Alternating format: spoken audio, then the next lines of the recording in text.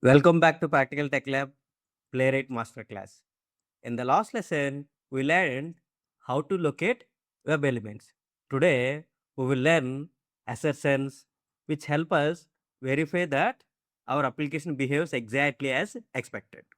An assertion is a verification that checks whether your application behaves as expected. It helps ensure your tests pass only when the actual result matches the expected result. Go and create the day 4 file. Topic is assertions, right? Dot spec dot ts.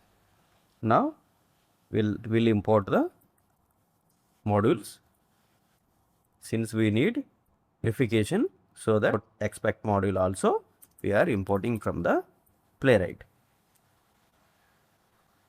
Now, so I'll just take a copy of this. I'm just pasting here. I'm just changing this URL, Practical Tech Lab. Going here,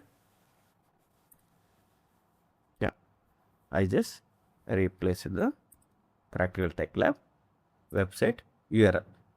Now we will go with the first assertion: await, expect, paste, to have,